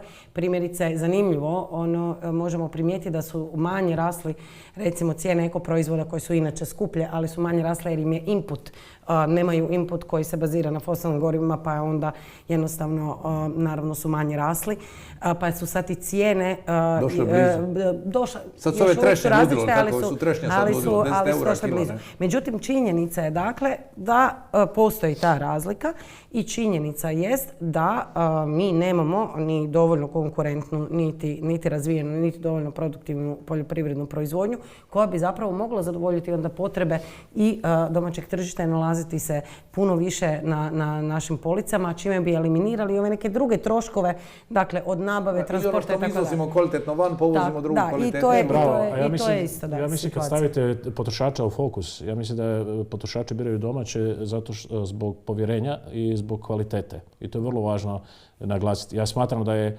jedini ispravan put slažem se potpuno da bi bilo, što se tiče utjecaja na bruto društveni proizvod, dakle na razvoj naše ekonomije, bilo bi puno više sreće ne da smo uvoznici, nego da smo neto izvoznici poljoprivrednih proizvoda i tako dalje. Ali činjenica da u ovom trenutku mi toga nemamo dovoljno. Prehrambenu industriju na tome. Ali Sandra, bi bilo, ja osobno mislim, pa vas pitam, zar nije propuštena ta prilika s uvođenjem eura da se jednostavno jačaju te potrošačke, ako ništa drugo, znači ako ajmo reći agencija uvjetno rečeno da radi svoj posao, mislim da bi mogla još nam pokazati da radi malo nekako nepovjerenje, ali potrošačke su udruge totalno nekako kao razbijene. Da, ja moram reći, mislim, ja sam nekoliko puta i pozivala javno potrošačke udruge, primjerice da se založe u ovim slučajevima oko prodaje dugova agencijama za naplatu potraživanja i da podnesu kolektivnu tužbu nakon ovog sa AZOP-om. Nije se to dogodilo. Da, meni se čini da nemamo dovoljno jako civilno društvo u segmentu potrošačkih organizacija i zaštite potrošačkih prava, osim ovih koje su nastale, sui generis tipa Franak, koji je nastao zaista na tom specifičnom jednom slučaju. Mi ne znamo prikaz cijena, ne znamo kakve su cijene bile prije eura, koje su poslije, ne možemo... To što ministarstvo radi, mislim, pazite, to je smiješno, pa mi smo tražili, čim je počela inflacija, mi smo tražili i kad smo znali da uvodimo euro, tražili smo da vlada osposobi udruge potrošača da prate cijene. Ne da prate cijene kad uvedemo euro, nego to treba raditi prije, da bi vi vidjeli ono konkretno... I to se pokazalo končan alat u inflacija. Mi nikakav alat nemamo. Tako je, nemamo. Ja ne znam zašto to vlada nije poslušala. Mi smo to čak stavili kao amandman, prijedlog amandmana u zakon o uvođenju eura. Oni su to odbili i sada imamo to što imamo da se Filipović slika sa nekakvom bazom podataka presmiješnom oko toga je li čips koštao ovoliko ili onoliko. Dakle, potpuno apsurdno i relevantno i uopće se ministarstvo time ne bi trebalo baviti. Ministarstvo se treba baviti drugim stvarima. Ali kažem, želim još jednom podcrtati. Stopa inflacije, mada je sada pala, ona je još uvijek takva da nam govori da su nam proizvodi sada 7, nešto posto skuplji nego su bili već prošle godine u ovo vrijeme, a tad je već inflacija bila. Znači ukupno je za petinu pala kupovna moć. I moramo se dotaknuti još jedne stvari, a to je da s obzirom na strukturu, a to je da su nam najveći udio u inflaciji ima baš hrana i piće, da je za nisko dohodovna kućanstva inflacija i do 30%. I do 30%. Dakle, oni ne osjećaju to na prosjeku Hrvatske 10% ili 7%, nego njihova inflacija je 30% i to su znanstvenici sa naših instituta i vrlo precizno računali i pratili zapravo 10-godišnji period utjecaja inflacije na različita kućanstva, ovisno u kojem dohodovnom decilu spadaju. Jako je važno to imati na umu, da bi mogli bolje targetirati mjere koje po meni za sada nisu bile dovoljno specifično targetirane upravo na ona kućanstva koja, kažem, imaju 30% inflaciju. I još jedna stvar koju jako slabo dotičemo jer se ne nalazi zapravo u stopi inflacije, ali zapravo onda i ne pratimo koliko utječe i na rast drugih cijena i zapravo nepriuštivost, a to je pitanje stanovanja. Dakle, stopa rasta cijena nekretnina u Hrvatskoj prošle godine je bila druga najveća u Europi, 17 nešto posto. Bolna točka. Odmah iza Islanda. Dakle, potpuno, mi smo postali zemlja nepriuštivog stanovanja. Ja moram reći, ja mislim da i ljudi sa iznadprosječnim plaćama u Zagrebu, više se u Zagrebu ne mogu priuštiti stan, u Splitu, u Dubrovniku i tako dalje. I to će imati ozbiljne društvene posljedice jer vi više nećete moći privući ljude poput liječnika, poput nastavnika, poput odgajateljice u vrtiću jer im nećete moći dati smještaj. I one, ali to je tržna kategorija, što tu možemo? Iako su cijene, zna se koliko je trošak, nije trošak narastao toliko. Pa dobro, ja moram reći, slažem se da je tržišna kategorija, međutim moram reći da i nekretnine imaju relativno kod nas povoljan porezni tretman u kontekstu toga. Dakle, favorizirano. Hoću reći... Koji apartmani, Ja opet apeliram za smanjenje poreznog opterećenja, ne prizivam dodatno porezno opterećenje, nego tražim smanjenja, ali vjerujem u tržište, slažem se, kad vidite po potražnji za nekretnine, mislim, cijene nekretnina su rezultat ponude i potražnje. Apsolutno, dakle sad jasno mi je, naravno da svi mi osjećamo ako će biti nedostatka liječnika zbog toga što nećemo riješiti stambeno pitanje, to je društveni problem, jasno mi je to. Znači, ja nisam apsolutni zagovornik potpuno slobodnog tržišta, nego smatram da u nekim stvarima treba regulirati, ali mislim da je ta intervencija bi trebala biti minimalna, zaista da se prepusti tržištu da odredi cijenu ponude i potražnje, pa u kontekstu i troškova i tržišta rada. Ali to ne ideja što ćete vi graditi stanove za najam, tako za povoljni najam i to? Da, ali mi ćemo graditi stanove za javni najam u Zagrebu, evo tu neki 1000 stanova će biti u onom novom kompleksu, sveukupno, ali idemo i na druge dijelove grada i to jest neka politika kojom želimo, dakle, stvoriti priuštivo stanovanje. Ali ponavljam, to nije dovoljno. Vi morate na razini države utjecati na ovaj aspekt potražnje. Zašto je tolika potražnja za nekretninama u Hrvatskoj? Zato što je najisplativiji biznis. Zato što je porezna oaza. Dakle, mi imamo sada situaciju da više ne kupuju samo Hrvati i ne štede samo Hrvati, nego i Eldorado za strance. Činjenica da nam nisu cijene nekretnina svugdje jednako visoke i u jednakoj mjeri su rasle. To nažalost govori ono, ja dakle spominjem u ovom kontekstu prvenstveno tipa Slavoniju ili Banovinu, što ja smatram da, dakle vi, hoću reći tržište, mi smo obično pod dojmom tih visokih cijena i visokog rasta, međutim kad uzmeš prosjek. Druga stvar je važno isto tako reći, tržište nekretnina u Americi je u ovom trenutku pod visokim pritiskom zbog svih promjena koje se događaju ekonomije. Što će mi kod nas? Naravno, slažem se, ali zato kažem, u tom smislu mislim da tržište... Mi bi očito mogli pričati, drugo mi smo došli do kraja. Jesmo li zaključili ko je bio inflacijski profiter? Pa ja mislim da nije niko. Po meni ne. Oni s najmanjim plaćama su definitivno izgubili. Ja mislim da su najveći gubitnici oni koji imaju, inače spadaju niže dohodovna kućanstva i to je ono što je najtragičnije. Država je sigurno, državni proračun je sigurno profitirao, ali profitirale su i određene industrije koje smo pobrojali. Ono što mene zapravo naravno žalosti je kada pogledate tu listu ko je najviše profitirao prošle godine, tu nema puno prerađivačke industrije i to je ono što nas treba zabrinjavati. Mi trebamo restrukturirati našu ekonomiju, umjesto rentirerske ekonomije favorizirati jedno vrijeme i zaista ulagati u prerađivačku industriju, u zelenu reindustrializaciju Hrvatske. To bi poreznom politikom. Porezna politika je jedan instrument, ali drugačiji način investiranja novaca, uključujući i EU novce nama treba. Dakle, vi imate danas situaciju da vlada raspisuje natječaje tako pa ko se javi ima neku inovaciju, a da uopće ne segmentira, dakle na koga želimo ciljati. Pa valjda je bilo jasno, ako imamo sad obnovu pred nama, ako imamo energetsku obnovu, novi europski Bauhaus, ako idemo u zelenu transformaciju, da trebamo ulagati u industrije koje će proizvoditi komponente i materijale za to, da bi onda tim europskim novcima kupovali domaću robu i zapravo napravili puni efekt. Mi u turizmu 70% novaca koje zaradimo ide odmah van. Dakle, to je, nama treba ozbiljno restrukturiranje ekonomije. Hvala Sandra, hvala Ivane. Bilo je zanimljivo, pozvat ćemo vas opet. A vi svoje komentare, predloge novih tema ostavite na našim društvenim mrežama.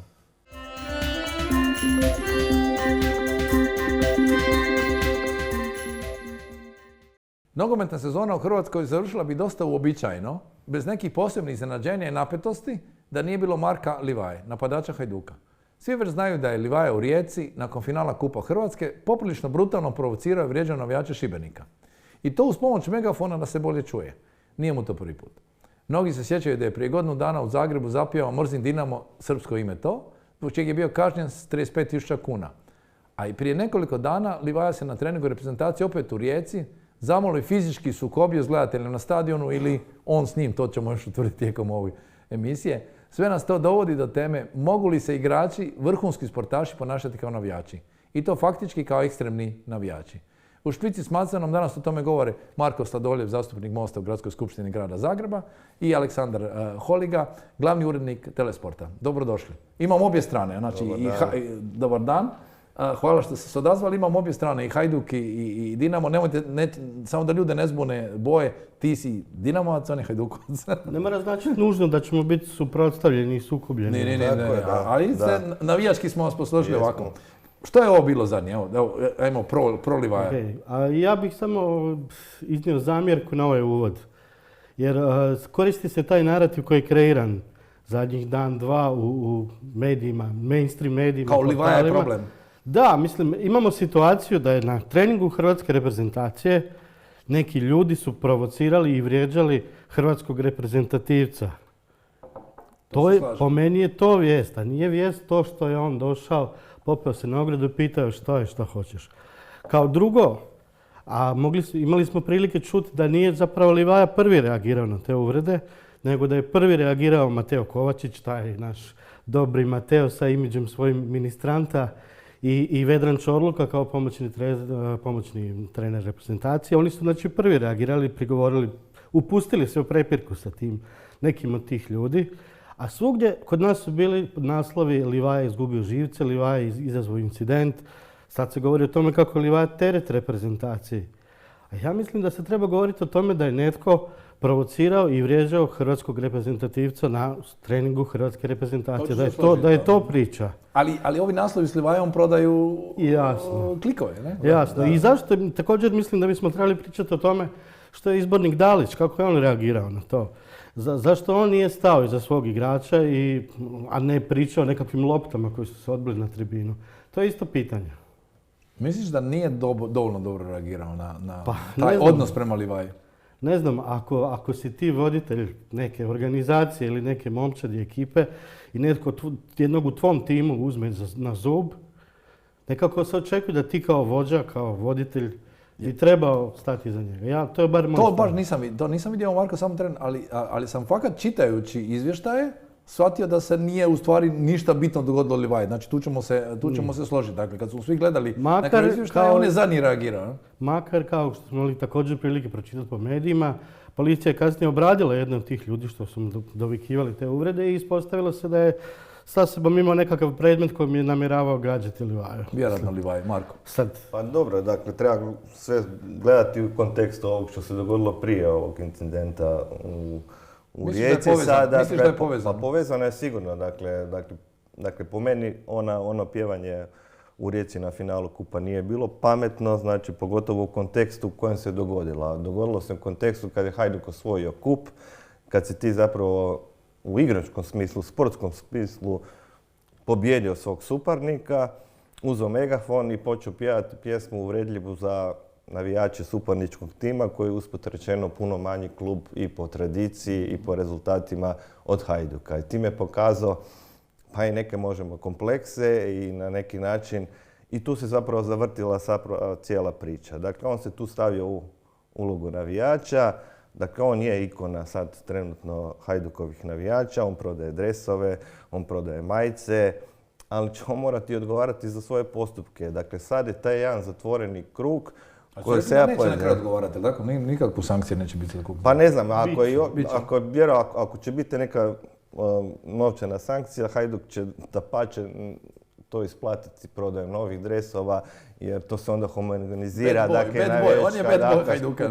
Dakle, tu Hajduk neće ništa izgubiti, osim što će možda izgubiti ako će biti kažnjen sa neigranjem utakmica na početku hrvatskog prvenstva, jer on im je stvarno glavni igrač. Ali bi neka atmosfera bila da neće baš tako kazna biti, Aleksandar, Saša?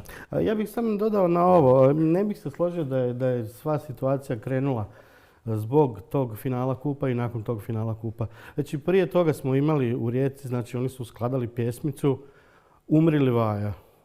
Na onu melodiju Freed from Desire pjevaju Umri Livaja. Oni su vješali poruke po gradu kao dobrodošlicu Hajdukovcima i Livaji poimence.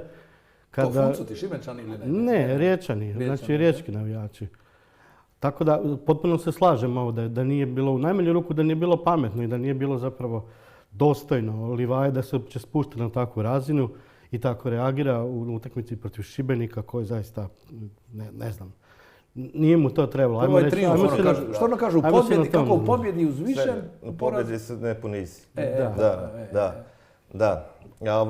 Ma ja bi zapravo cijelu tu priču oko tih zapravo događaja dedramatizirao. Znači, mi imamo dakle, na portalima znači, vrijeđanje jednih i drugih dakle, skupina, neki koji su za Livaju, koji su protiv. A vi znate, vi ste u marketingu, da što više komentara, to više čitanosti. Dakle, čitanost je to. Ali vi imate jedan sasvim drugi svijet izvan tih društvenih mreža koji je sasvim normalan i koji normalno funkcionira. Mislim, ja radim u školi, ja imam među svojim kolegama žestoke hajdukovce. Mi se uopće ne svađamo oko toga. Znači, postoji jedan paralelni svijet, onaj stvarni svijet koji se događa, koji je puno mirniji, koji se zapravo ne svađa, koji to gleda kao čisti sportski sport i postoji jedan svijet na društvenim mrežama. Ali ovo što je Aleksandar rekao, dakle, on je bio vjerojatno provociran i to, ali on je u ovom trenutku i pogotovo u trenutku pobjede nije navijač. Kao što Aleksandara vjerojatno vrijeđaju preko društvenih mreža, mene isto kad napišem nešto s tim se ne slažem, ja se s tim ljudima ne obračunavam.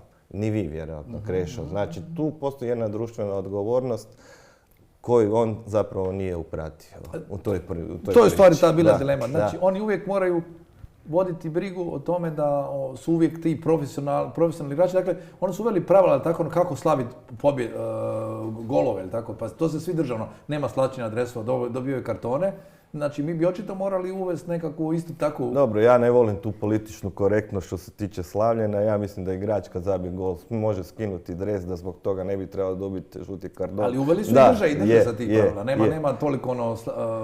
Nema miješanja sa navijačima, dođete na ogradu, to se sve kažnjava žutim kartonom. Da, ali znači, da li bi trebalo uvesti nekako možda takvu... da li je, baš zato je ta rasprava bila, da li treba biti kazna ili ne? Pa ne znam, to će odlučiti nogometni savjet. Ja kažem, dakle, ono što se god uvede, dakle, Livaj kao kazna, da Hajduk tu neće puno patiti, da pače da će se još više komunizirati ljudi oko Livaja. Saša, ti si rekao da se zaziva da bi Livaja mogao postati teret reprezentaciji, pa dok smo ovo snimali, to se i dogodilo. Znači, Marko Livaja je rekao da je teret reprezentacije, napustio reprezentaciju. Je li to neko htio postići ili je... Pa teško je sad baš reći da je netko to htio postići, ali mislim da je svakako je dojam da se onako potiho medijski vodila kampanja koja je dovodila u pitanje treba li Livaja ovakav kakav je, kakav god netko mislio da je, hrvatskoj reprezentaciji. Baš evo jučer ili danas u novinama se pojavila baš ta konstrukcija koja spominje da bi Livaja mogao postati teret reprezentaciji Daliću. Prije toga, još nakon ovog pjevanja na Rujevici, je bila priča o tome treba li ga izbaciti iz reprezentacije zbog toga, što je meni potpuno apsurdno, jer nije se govorilo treba li Modrića ili Lovrena izbaciti iz reprezentacije kad su mijenjali svoj iskaz pred sudom, na primjer. Tad nitko nije to dovodio u pitanje. Nije dovodio u pitanje ni Joe Šimunića nakon njegovog incidenta. Svi su stali iza Joe Šimunića, nikad nije bio takav stav medija. Nisu baš svi, ja nisam recimo i ima još nekoliko kolega koji nisu. Nije se dovodilo u pitanje njegova pozicija u reprezentaciji sve dok nije izrečena kazna. Da, dok nije izvana izrečena kazna. Ovo je jedini slučaj da imamo hrvatskog reprezentativca kojemu se taj status dovodi u pitanje prije nego što se uopće nekakva kazna dogodila ili prije neke odluke ovako koje pretpostavljam njegova. A zašto? Zašto je to odlučio? Ne, zašto se to radi? Zašto se to radi Livajni? Zašto ne radi nekom drugom? Zato što je Livaja najpopularniji i najbolji igrač u Hrvatskoj ligi i igra za Hajduk. Znači da igra za Dinamo ne bi mu se dogodilo? Sigurno ne bi. Ali da je uzeo megafon, neki Dinamovac i ovako vikao i vrijeđao, misliš da ne bi bila ista reakcija? Pa bio bi neki backlash u medijima, ali ne ni približno toliko jer naprosto bi to ljude manje. Ali imamo taj antagonizam Dinamo Hajduk. Ali on je vrijeđao Šibenčane, dakle vrijeđao svoje. Da, po meni je to malo isto apsurdno jer Hajduk zaista se nema po čemu mjeriti sa Šibenikom. Riječ je o dva kluba iz posve različitih nekih svjetova, sasvim različite veličine i zaista se ne bi trebao, ako su ga i tamo, što jesu naravno, i provocirali i vrijeđali, treba je to naprosto ignorirati. Ali da li je on karakter koji to može? On inače kao taj zločisti dečko. Pa nije, on je bio tako u Grčkoj i u Italiji. Pamti se iz Grčke, to je išao na suca nekog, sad sjećam. Da, znači ja uvijek kažem, dakle, kako se ono u vojsci govorilo, gdje počinje žica, tu prestaje logika, a ovdje gdje počinje tribina, tu prestaje objektivnost. Dakle, Hajdukovi navijači će braniti svaki Livajin, postupak, Dinamović će napadati. Ono što mislim da je loše da kod Hajduka, da i kod drugih navijača izazivaju na neki način, ne znam, kad govorite o Hajduku, trenutno Hajduku, uvažavajući svu tradiciju i to, koji se spominje da se žale na suce, da je neka urota, neka krađa, ali je ovo prvenstveno, na primjer, dokazalo gdje je zapravo Hajduk bio normalno imao suđenje, gdje je osvojio kup, gdje se pričalo da je... Sad se bune osjećani. Da je zapravo Šibenik da će pustiti Dinamo kup, a Dinamo Šibeniku prvenstvo, pa se na kraju ispalo da je Šibenik izbacio Dinama iz kupa i da ga je pobjedio u prvenstvu. Dakle, stalno se stvara neka priča o urotama i to što mislim da nije dobro za Hajduk i njegove navijače. Strašno? Da, slažem se. Je li to opravdanje možda za taj izostanak rezultata nekad? Pa to je, ja mislim, dosta kompleksnija priča. S jedne strane će izgledati tako, s druge strane Hajdukovci će vam uvijek reći da ostali kad gledaju Hajduk, da vide sebe zapravo u ogledalo i ne sviđa im se ono što vide. Zato što je Hajduk jedini u Hrvatskoj postigao nešto što se činilo nemogućim zapravo. Znači, izbacio je politiku iz kluba, vratio je klub svojim navijačima, svojim članovima.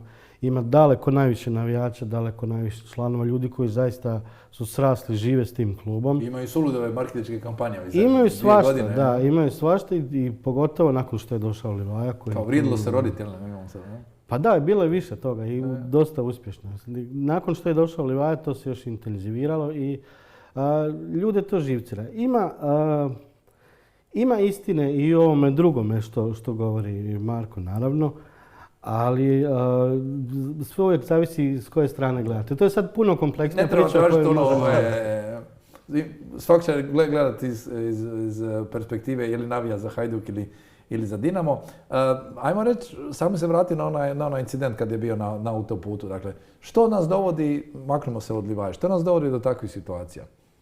Da, zašto uopće nam trebaju takve situacije? Znači, je li tu bila i policija koja je možda jednostavno polovila one koje nije trebala? To je imalo nikakav epilog na kraju? Mene zanima što će političar reći na ovu temu.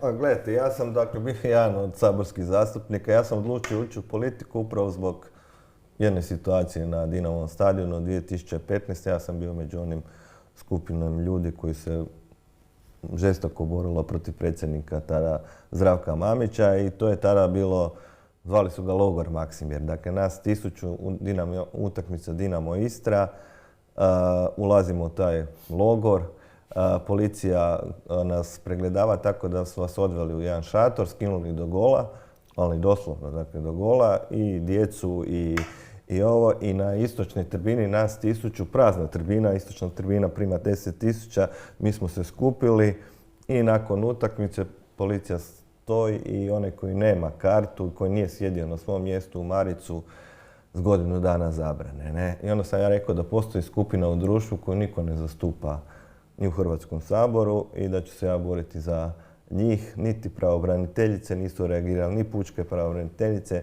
Ja mislim da je to bilo kršenje ljudskih prava i na taj način sam se odlučio i politički aktivirati. Koja godina si rekao? 2015. Tada je bio ministar policije Rajko Ostojić. Dobro, nakon 8 godina su neke promjene u Dinamu. Pa, dakle, promjene su, ali želim reći da zapravo navijačka scena kod nas nije onaka kako se prezentira, dakle, u medijima. Vi imate u puno uređenijim zemljama kao Švedskoj i skandinavskim zemljama smrtnih slučajeva. Mi na sreću nismo imali nijedan smrtni slučaj što se tiče navijača. Imali smo smrtni slučaj kada je poginuo igrač zbog loše... Ali mogli smo vrlo lako imati kad je policija pucala. Mogli smo imati... To je baš ovaj slučaj na autocesti kad je nastao kaos. Da. I u puno slučajeva je zapravo policija bila odgovorna ono u čemu sam ja sudjelovao. Na svu sreću policija je shvatila neke stvari, a to je kad neko baci baklju, da policija više ne ulazi na tribinu i izvlači tog dečka to, jer se onda navijači, dakle, to, nego ga snimi kamera, poslije, da. Dakle, ali masu godina je bilo takvih slučajeva gdje su da... Mi danas imamo u hrvatskoj navijačkoj sceni da praktički nema nereda na sportskim borilištima. Dakle, a što onda je bilo na autocesti? Slučajeve se događaju na autocesti, livadama, selima, dakle, na autoputima. To se dogovara ili što? Da. Postoji, dakle, navijački dio ultrasa koji dogovaraju takve stvari, to je jedan manji dio koji dogovaraju takve stvari. To nije specifično za Hrvatsku, to postoji u Poljskoj, Rusiji i u drugim, dakle, zemljama. To je naprosto dio te ultra scene, ali ovo čemu govorimo na autocesti nije bio dio toga. To je bio incident koji je zapravo policija zakuhala? Da. I to se, mislim, to je vrlo jasno. Nezgrapna reakcija. I nitko neće odgovarati za to, nitko još uvijek nije odgovarati. Da, nema epiloga, ali tako nešto? Oni su priveli masu ljudi, nasumično su priveli ljudi, izvlačili iz automobila i držali su ih danima u pritvoru. Zašto? Ko? Ne znamo, još dan danas. Ako znam bio kolega novinar, Mate Prlić, koji se zvukli iz auta, isto se... Znači, na primjer, on je bio u autu, spavao, probudila ga ta sva pomutnja meteži i završio u pritvoru. Da, ali dobro, nas se nadam da su izvukli pouku, jedni i drugi iz svega toga.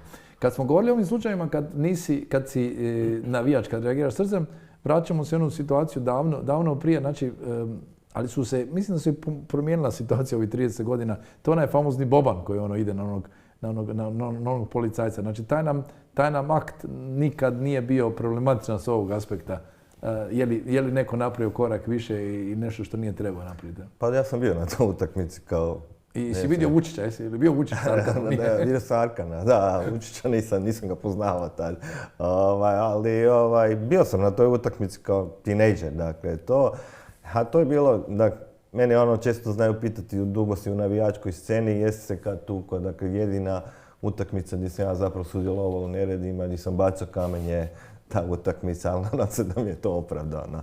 Dakle, to je bilo tad, to je bilo u tom na neki način obrani i grada i države nisu sudjelovali samo Bad Blue Boysi, dakle, Torcida je bila na istočnoj tribini i Armada i to je bilo nešto što, ja mislim, nema veze čak i sa navijačkim nasiljem, nego sa politikom. Sa politikom, da. Ne, ali sad imamo ove situacije, ne znam, kad neko, baš sam gledao Ukrajinca koji nije htio dati, mislim da Rvač, nije htio dati ruku i Irancu koji je uporno nudio ruku da mu, on je osvojio zlato, ovaj mu je nudio ruku, on nije htio iz principa da ovi iranski dronovi lete nad Ukrajinom. Znači imamo sve češće takve situacije.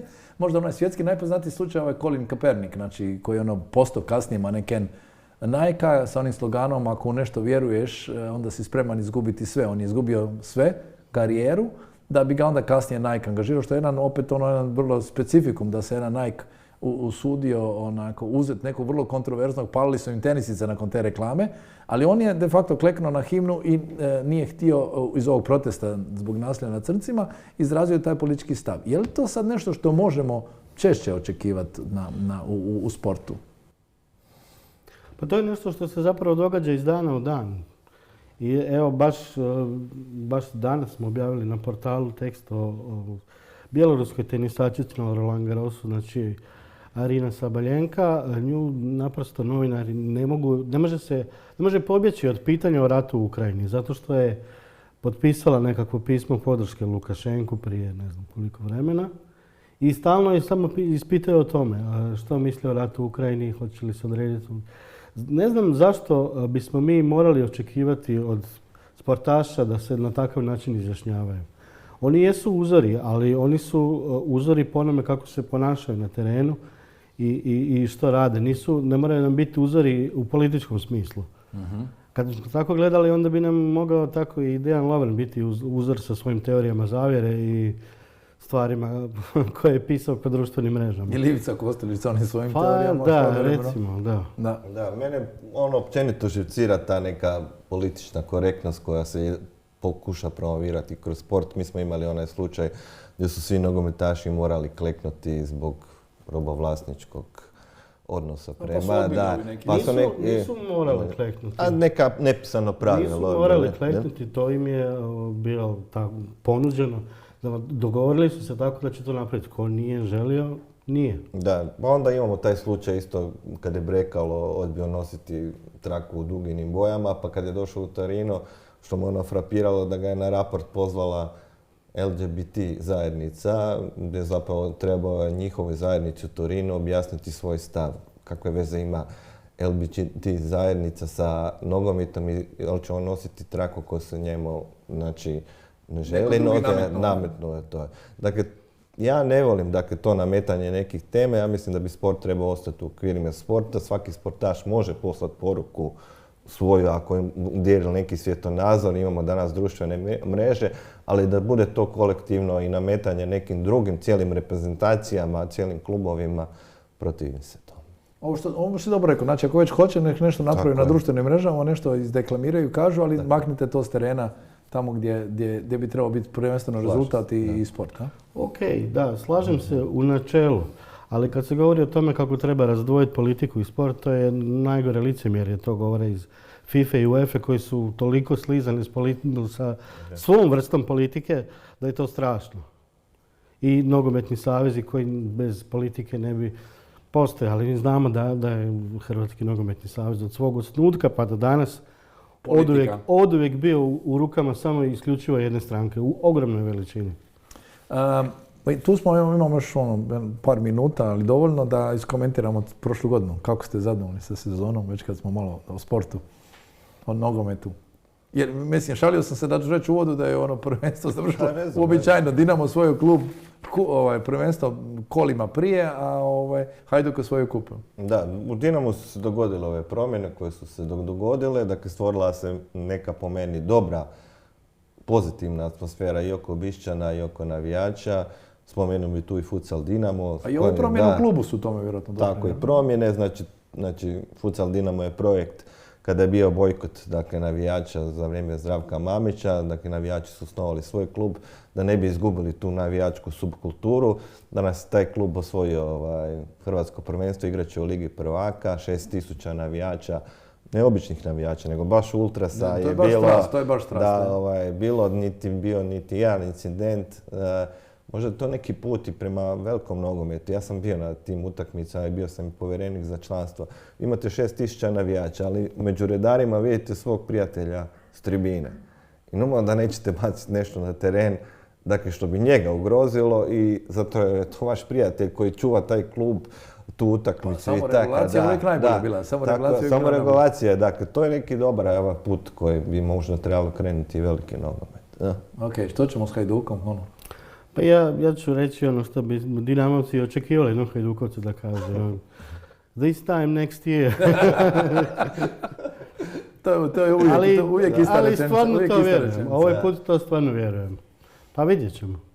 Dobro, nešto, hoće biti promjena na čelu kluba, predsjedništva? To je za Hajduk manje bitno. Hajduk nije u takvoj situaciji u kakvoj je Dinamo godinama bio i još uvijek po meni Dinamo tek treba pokazati da je to klub koji može na normalan način funkcionirati, a ne biti leglo kriminala iz koje će izvlačiti novac jedan klan kriminalni. To tek treba pokazati. Znači, puno je tih ostataka još u klubu. Vi to znate i bolje možda nego ja. A u Hajduku je manje problem ko će biti na čelu dok god postoji ova energija i vjera u taj narodni Hajduk. To dobro, 2 godine zaredom kup, to je već nešto. To je ništa. Ne priznaje se, ne konta se. Ne? Dobro, treba vidjeti sad. Dobro, ima uvijek šansa i u Europi nešto napraviti. Čeka nas ova priča sad, znači, s reprezentacijom bez Livaje. Što se očekuje sad od Luka Modrić i da li igra? Pa ne znam, meni reprezentacija, znači svetinja, ono što je gospodin Dalić radio, mislim da to radi najbolje, a to stvara to zajedništvo među igračima. I sjećate se onaj slučaj kad je Kalinić izletio iz reprezentacije pa Rebić. Dakle, to je jako bitno za reprezentaciju da oni budu svi zajedno. I zato mi je bilo drago ovo kad sam vidio da je Mateo Kovač stao iza. I da on prvi reagira, to mi je bilo super. Dakle, on je stvarno dečko, skroz ok, Dinamovac, ali mislim da mu je Hrvatska stvarno ispred svega. I nizozemska reprezentacija je po nekim novčanim dijelu jača od hrvatske reprezentacije, ali mislim da je ovo sad stvarno prilika da osvojimo taj trofej. Ja mislim da nema nekog značajne, neke velike razlike u kvaliteti i u formi između reprezentacija koje sudjeluju u toj završnici i da će pogotovo jer se igra tako kako se igra na ispadanje i ono. Mislim da će odlučiti detalje i može okrenuti na jednu ili na drugu stranu. Hrvatska može osvojiti to natjecanje, može ispasti. Stvarno ne može se reći što će se dogoditi. Nije kao da igraju sad, eto, Hajduk i Šibenik, pa da se može otprilike znati što će se dogoditi. Ili Dinamo i Šibenik, pa onda se iznenadiš, jel? Ovo mi snimamo naprijed zbog blagdana, tako ja bih volio da se možda dogodi da se Livaja vrati možda u reprezentaciju, ali vidit ćemo sad još tako. Znači u ovom trenutku reprezentacija bez njega, krenuli smo s njim, pa Neće se, ja mislim, nitko pretjerano uzbuđivati u Splitu zbog toga što ga nema u reprezentaciji. Mnogima će to biti draže da je tamo. Kaže, idu majice, prodavat će se sve. Tu smo, ja mislim, nemamo nešto posebno. Ovo kod Dinama, kako si optimističan sad? Znači, ako si nakon 8 godina dočekao, možda za kraj, to mi je još zapisano, ove nove promjene, kako gledaš na njih, evo da malo prokomentiramo. Pa ne znam, izrada statuta je još u tijeku. Dakle, vidjet ćemo kako će zapravo predstavnici grada koji su također sudjeluju u izradi statuta, dakle iz političke platforme Možemo, koji su obećavali u kampanji Demokratski Dinamo. Sad obećavaju stadion.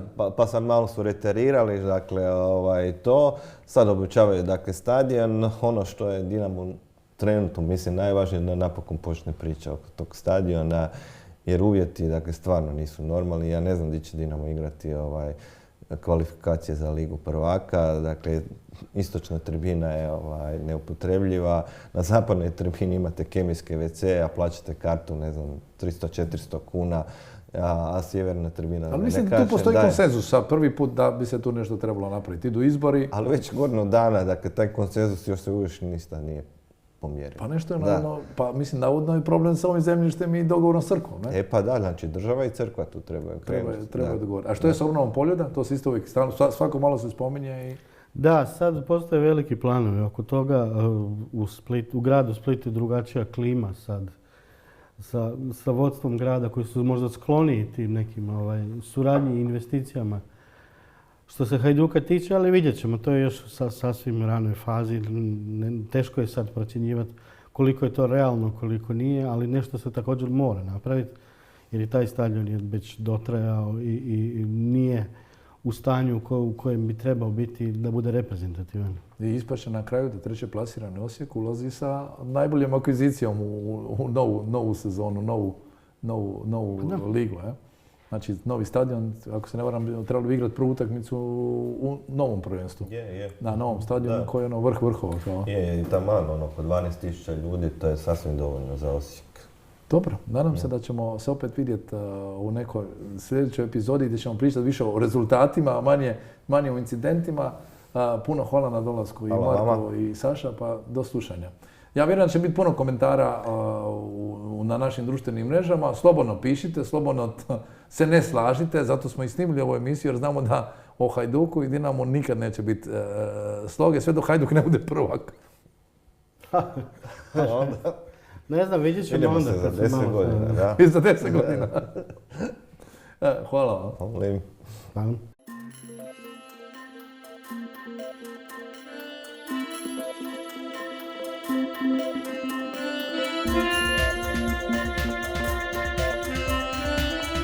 Thank you.